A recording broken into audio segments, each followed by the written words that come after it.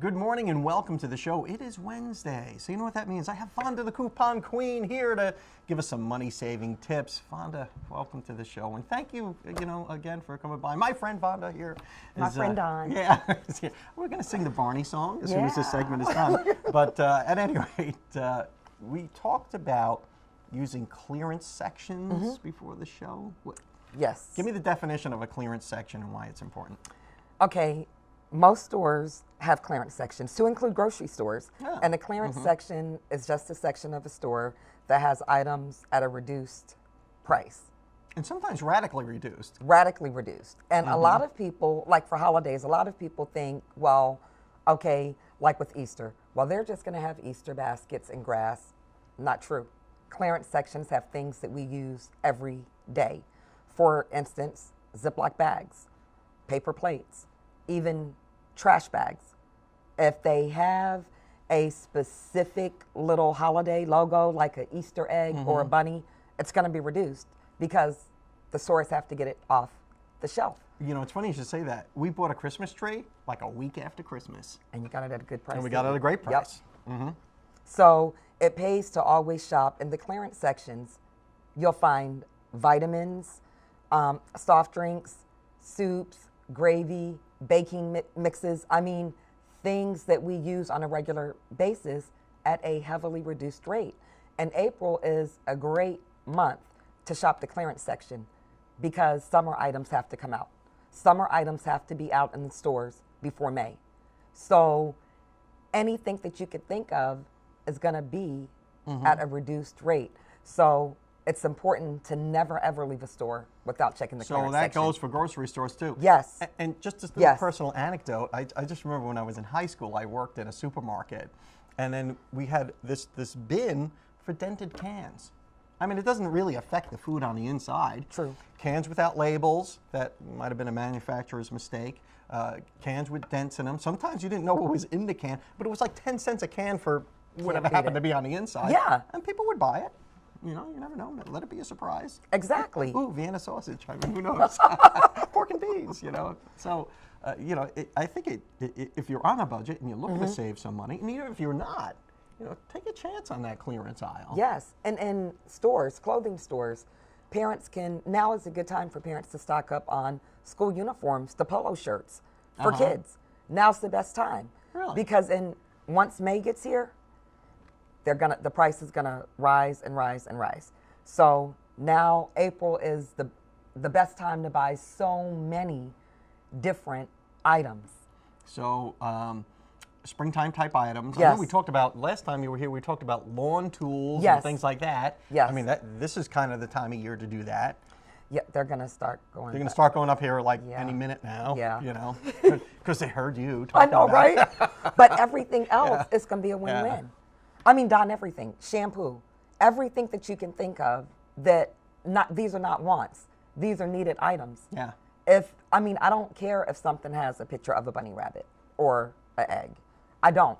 No, who cares? It's going in the freezer or it's going to go in my trash can. So now's a good time. All right. So any particular stores or just all of them? All of them. Yeah, I will say here comes. Because I know you had some favorites in the past. Here comes a free plug. Winn-Dixie has the best clearance sections out of all of the grocery stores. Really? Okay. Yes. Most of the Winn-Dixies have a little room next to the restrooms, and it's just lined with stuff. Pet food. I mean, you'd kind be of tucked surprised. away back of the store kind of thing. Yeah. And if you have coupons, of course, oh my goodness. So you could use a coupon with a clearance item as well. Yes. In most cases. In most cases. Yeah. The only store that doesn't have a clearance section is Dollar Tree, where everything's $1.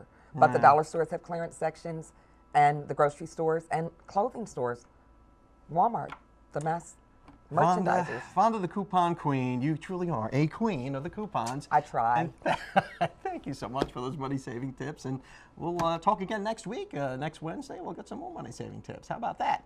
Thank you, Donna. I appreciate it. Thank you, dear. And we'll be right back after your Waking Up with Don weather.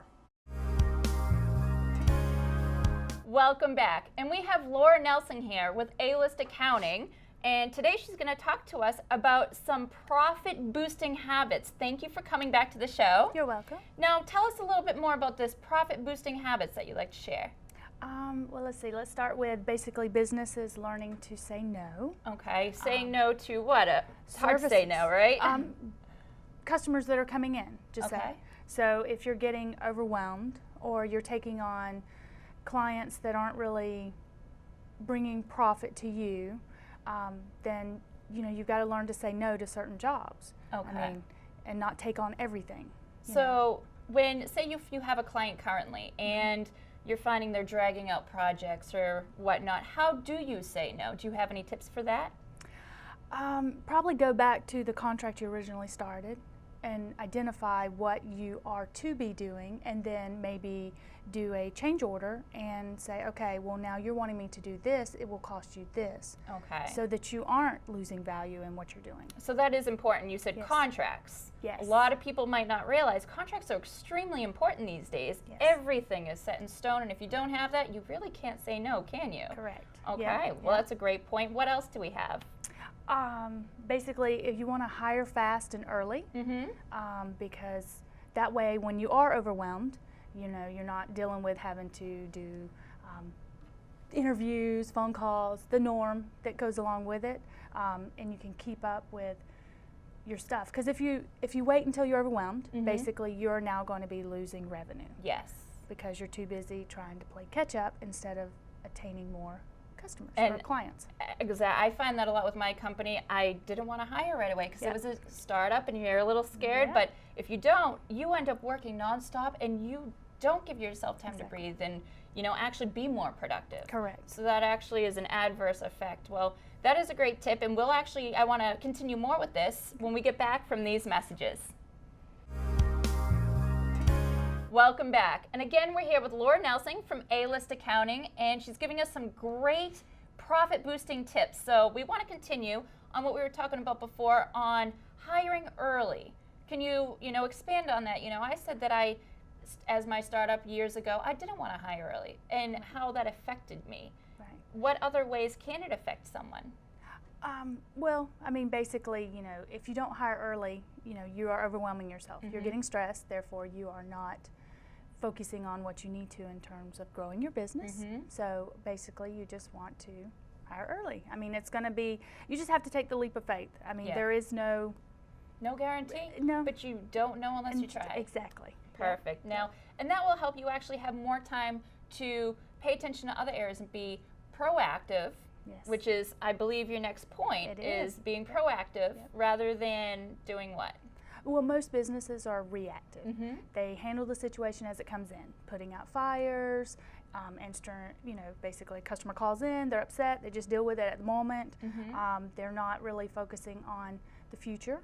And so that's by them being proactive, they can focus on the future, measure results in real time, so they can be more, initiate new products, because if you know where you're at and what you're doing, and you're focusing on the future, you can implement, new services, new products if you're into sales of inventory.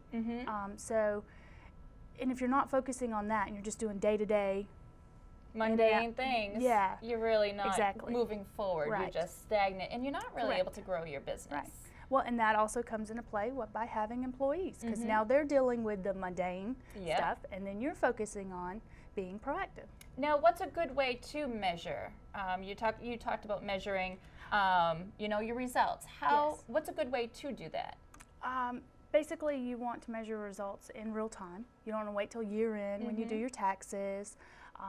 You don't want to focus on, your trends of the past are definitely, good, but you want to be able to see where you're at now Yep. and where you're going to go in the future. So by having, staying up on your leads, And that's very important. A lot of people might get, an email in and say, oh, okay, I'll get to this after I finish the mundane things, and now Right. they're really not being proactive. Correct. And things are just spiraling down and nothing really gets done. Yep. And so when they call that lead, they've already found someone else. Yep. Because usually they're looking for that instant gratification of, I want it now. And so when you call them later, they've already got someone. So, Yeah. Yep. Well, those are some great tips. Thank you so much today. And how can someone contact you if they want some more information? They can go to my website at alistaccounting.com, Okay. or they can call me at 850-249-0315. Awesome. Great. Thank you so much. And we'll be right back. Welcome back to the show. I'm here with Heather Noyes from Raymond James Financial right here in Panama City. Heather, welcome back to the show. Thanks for having me. Thanks for coming on out. You know, I'm not going to ask you a political question about spring break. I'm not.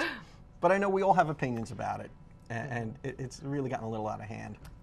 So, City Fathers, if you're watching, all right, now back to the subject at hand, retirement.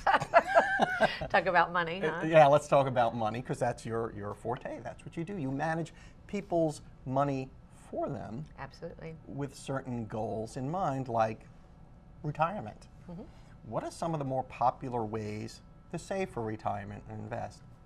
Well, certainly, and this is kind of a broken record. I say it over and over again. If you've got a retirement plan at work, you need to start there if you haven't already started there.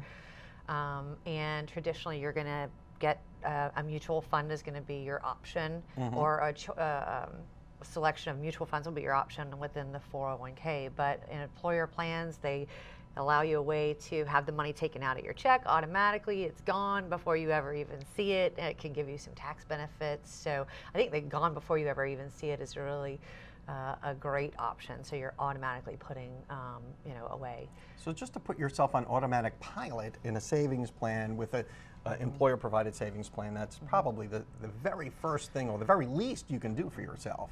And over the last several years, actually, 401k plans have evolved to where some of them actually do auto enrollments, where they'll automatically enroll you. Some employers do that.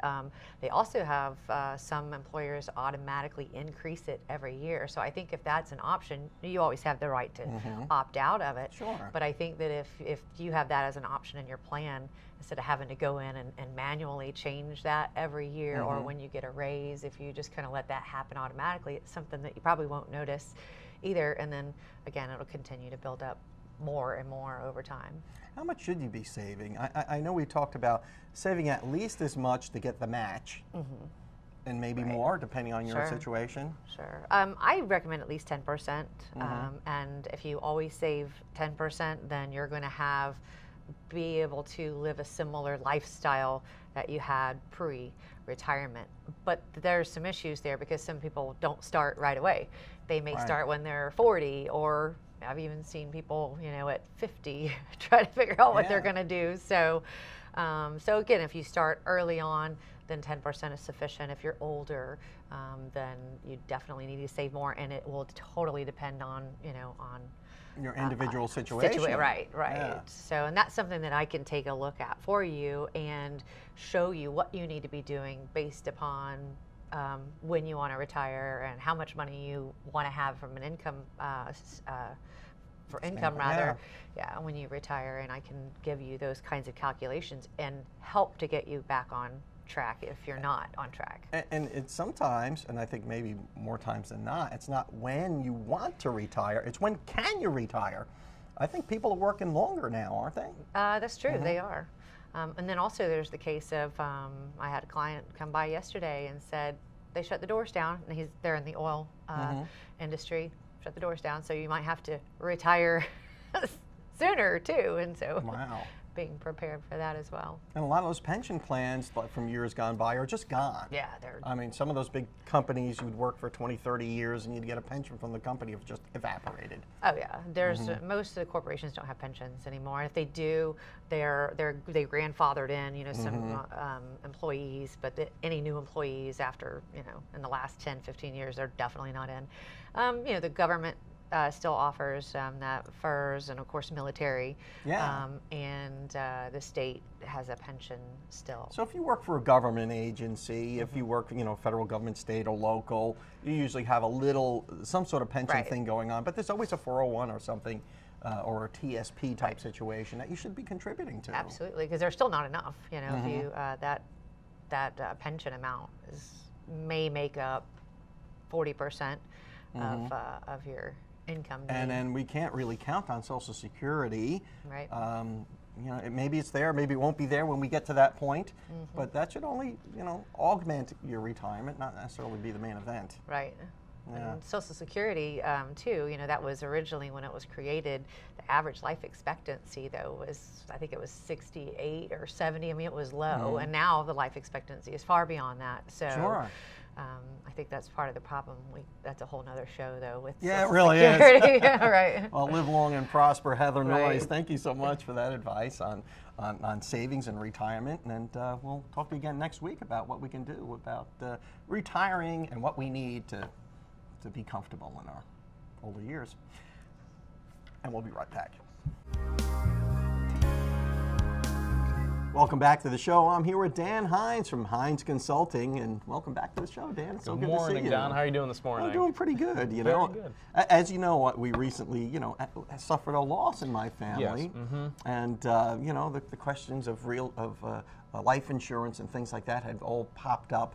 And how important is it to have life insurance? It is extremely important, especially if you're married or if you have kids, because really when it comes to life insurance, and all insurance in general, you're trying to protect yourself, your family, and your money from some sort of big event happening. Right. You know, you get health insurance for things like cancer and diabetes and stroke and things of that nature, and then you get car insurance. If you have an accident, then the insurance can help pay for stuff or pay for other stuff, and you get life insurance to protect your money and your family from your death. Because when we work, we are trading our time and our energy for a paycheck. So we've got that paycheck coming in, and when you pass away, that paycheck goes away. So if you have kids or if you're married, if you have anyone that's relying on your paycheck, having that life insurance helps replace that income by giving you just a giant chunk of money. But even if you're not the primary wage earner in the family, should you have life insurance? I mean, the husband always says, "Oh, I'll go first," and you know. but Yeah. in my parents' case, my mother went first, and my father didn't have insurance on her because he Yeah. said, "Well, I'll probably go first." And, you know, Sure. and I think a lot of people make that calculation. How important is it to have life insurance on your spouse? It's extremely important because even if you're a stay-at-home mom or a stay-at-home dad, that's a lot of work that you're doing. Because if you had to hire a nanny or put them in daycare, we all know that can be really expensive. Now, even if you don't have kids, you know, my wife was visiting her family in Dallas, and I had a lot of extra work to do. I had to do more dishes and laundry, and I had to do everything else myself. I know, it's so terrible, you start when they're gone on vacation, you start to appreciate the work that they do. And so having that life insurance is still important. Now, there's a whole plethora of Yes. life insurance products to choose from, and how do you know what's right for you? That's a good question, and it could be a hard question. Really, you've got two camps. You've got term insurance, which is, you know, it expires. You can get a term life insurance, and it lasts for 20 years. Yeah, up to for me, it was like age 70, and I'm done. Yeah, exactly. So you've got a distance, and then if you die on year 20, day 1, then no life insurance. And because of that, the life insurance company is kind of betting whether or not you pass away within that time period. Since it's here, then that term insurance gets a lot cheaper. But then you've got whole insurance or permanent insurance, and that's insurance that's written from until the day you die. And so the life insurance company knows that we're all going to pass at some point. That's typically a little more expensive. It can get a lot more expensive depending on your age and your health as well. But with that the whole life insurance or the permanent insurance is there can be cash value. You can do some investing with some of that, and also it could be a lot better for passing on wealth as well. You know, if you're in that situation, it could be a good situation for that. So the difference between the two is that if you're really on a tight budget, you know, getting term life insurance is still a good thing compared to some sort of permanent insurance because when you get that cheaper insurance, if you pass away, you know, you're still going to get paid. You're going to get paid either way. So it's like buying an $8,000 car or an $80,000 car, is that both of them are going to get you to work.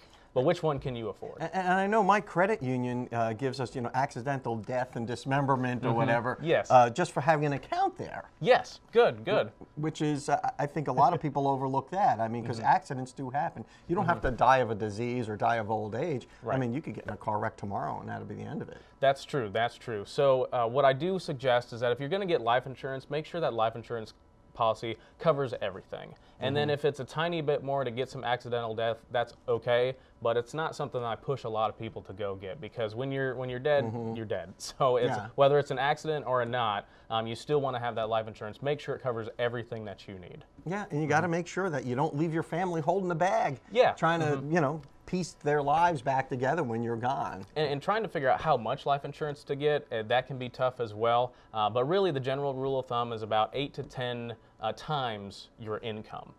So if you make 30 grand a year, you're looking at a $300,000 policy just on you. Now, if you're a stay-at-home mom or if you're a stay-at-home dad, you still want to think about, well, how much money would it take to hire someone to replace me, whether it be a nanny or daycare, and try to expand on that. So if someone wanted to talk to you, perhaps about, Yes. could you help them figure out what insurance they might need or point them in the right direction? Yep, we can talk in the general terms to look at their budget to see, well, how much can you afford and what might be best with you. Now, in the end, you do need to go talk to a life insurance representative or an agent, and because they know the tiny little bitty itty But details. you can help them sort out what they actually Yes. need, and then they can go shop Absolutely. for a product just like you shop for anything else. That is true, absolutely. Dan Hines from Dan Hines Consulting, thank you so much. Thank you very much, Don. And we'll see you next time.